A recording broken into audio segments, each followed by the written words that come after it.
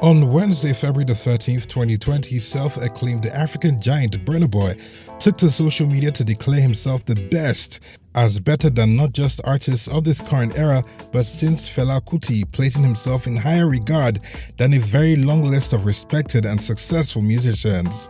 And then, when a fan remarked that it was others that paved the way for him, Burna Boy responded by shading Nigerian artists that had made grounds overseas before him, who obviously include P-Square, Davido and Wizkid, by saying that they had made us look weak by begging and paying the Western world to like them.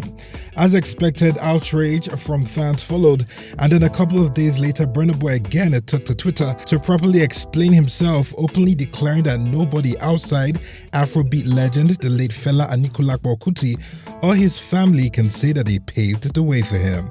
It is a bold declaration, one that he has since deleted from his Twitter timeline, but was he right about the facts that he stated? Maybe. Can anybody outrightly say that he played a key role in the rise of Burna Boy? Can anyone truly point out the work that they did for him directly, which helped him in becoming a global brand? Now, before the Ye singer went international, he had fans.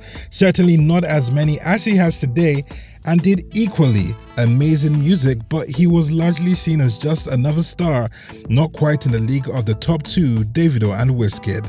A little bit of luck, consistent hard work, and of course his natural talent skyrocketed his career, creating brand awareness for him outside Africa. It was an opportunity that many before him had received, but not had the kind of follow-up that he has had. In the just over 2 years that have followed, Burna Boy has, by awards ceremony status, held down the position of being Africa's best act, released more equally amazing music, been invited as a guest on top international shows, featured on Beyonce's The Lion King album as the only guest artist with his own song, scored his first UK #1 song, got nominated at and won international awards, sold out shows as the lead performer, and performed on some of the biggest stages worldwide.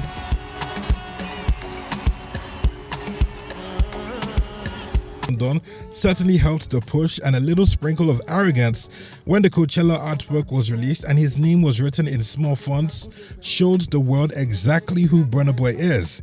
A talented, hardworking artist that wasn't about to take nonsense from anybody, no matter what was being brought to the table.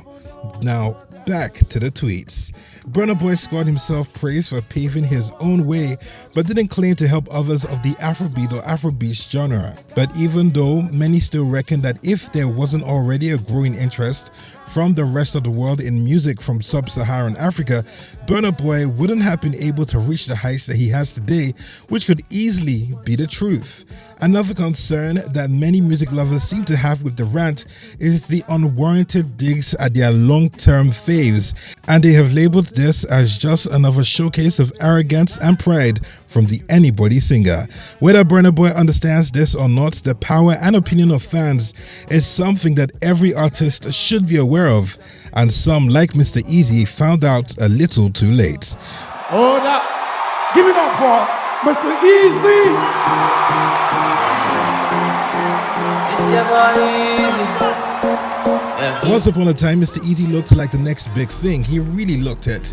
His songs were booming home and abroad. Fans embraced him like he was the best thing since sliced bread.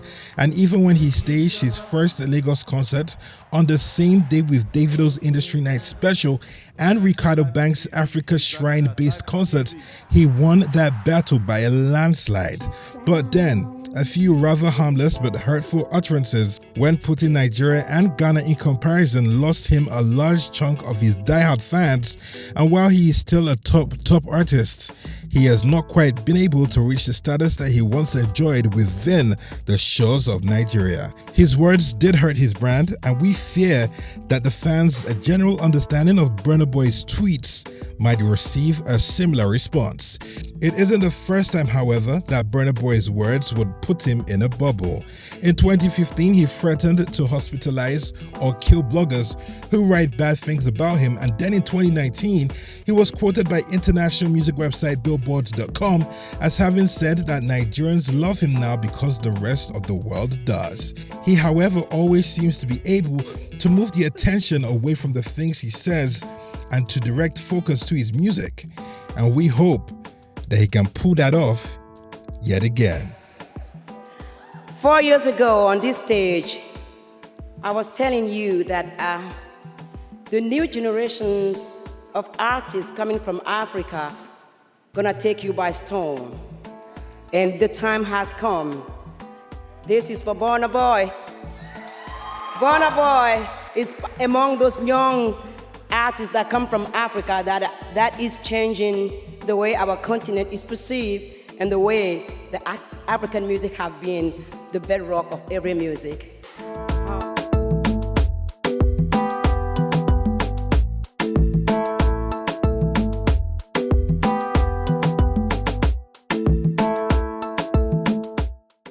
We sure hope you enjoyed this video. For more entertaining video content such as behind the scenes of music videos and movies, music concerts, premieres, interviews, and exclusive gists, subscribe now to our YouTube channel Goldmyne TV and be unleashed into a world of super excitement.